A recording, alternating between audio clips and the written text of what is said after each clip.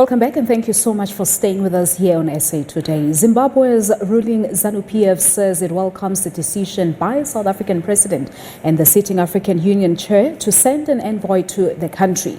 In a statement, the Zimbabwean government says allegations of human rights violations in the country are fake news and being peddled by Asians on social media. SABC spoke to Zimbabwe's Information Secretary Nick Mangwana. The situation on the ground in Zimbabwe is very calm. Zimbabweans are going on about their business.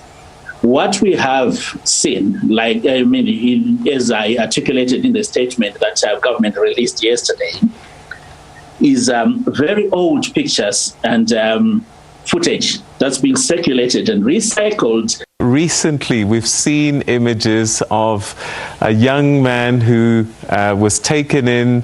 The courts forced the government to produce him, and he suddenly appeared tortured with kidneys failing. This happened in the last week, Mr. Mangwana. I have seen the same images, quite some horrific images. But then we have said it clear that we are dealing with what is called atrocity propaganda, where some teams which have nothing to do with the state, which are not related to the state, to the government of Zimbabwe, are doing certain things in order to malign the government of Zimbabwe.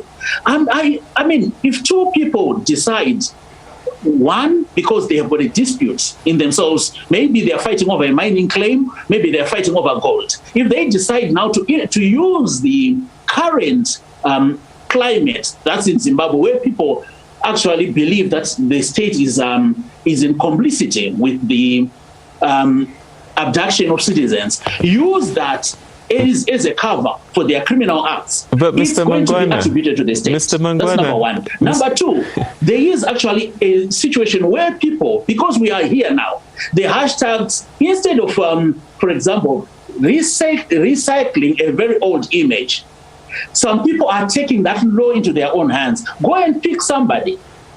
Do whatever they want to do to that person, molest that person, torture that person, and then release him back. And that person, that is attributed to the state. Mr. Mangwana, that situation, okay, let me give you a specific example then. A journalist in Bulawayo was being sought by the police. They arrived at his house. Yep. His sister was there, and they said, "Where's your brother?" She said, "He's not here." They said, "If you don't produce him, we're going to arrest you." And they took her into custody. What's that about? Well, there is obstruction for the course of justice. I think that's a charge in almost every country, where if you are not supporting the police or helping the police to investigate, or if you are obstructing the police from enforcing the law, then you are taken for obstruction of justice. I think that happens in every country. In America, you obstruct the FBI or you do not give them the information they require, you will be arrested. That's normal. Mr. Mangwana, why does your government want to make people scared of government, scared of the police, scared of the army, and ultimately scared of the president? Peter, you are actually saying that is a matter of fact. Yes. That's what the government wants. The government does not want that. The government wants to engage with its citizens. But people...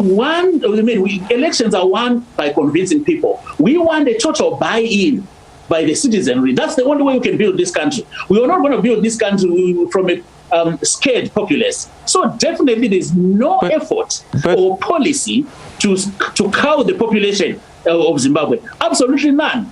Just look at what we have been doing since the lockdown started. We opened our borders and say every Zimbabwean can come. In South Africa, we've been extremely supportive. If you check on the ground what we've been doing for our citizens, buses being sent, facilitation, consular services being provided to all our citizens. That's the kind of empathetic government that we have, rather than a government which is being portrayed out there as trying to cow people into submission. No, absolutely not. There's nothing like that. Mr. Mangwana, you're being accused of taking away people's freedom of expression, that they can't say what they want. Cabinet just approved now a new law banning campaigning against the country. And surely people can say, we don't like our government, we want our government to go. And surely they should be allowed to even campaign against that government. What's wrong with that? Peter, let's address two things. Number one, I'm going to challenge you to look at Zimbabwe's papers that came out today, the newspapers that were published in Zimbabwe today, and see how many papers were excoriating government, how many papers were actually attacking government, and none of the persons has been arrested.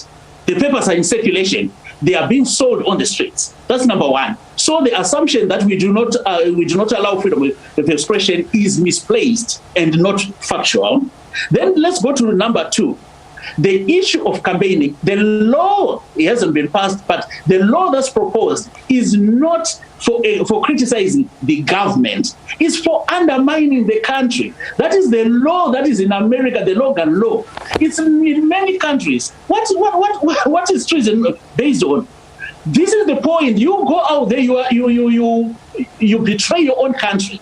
You undermine the country, not your government, not a political party, your country. This is about patriotism. Zimbabwe's Information Secretary Nick Mangwana speaking to my colleague Peter Ndora. Meanwhile, SABC News also spoke to Zimbabwe's opposition leader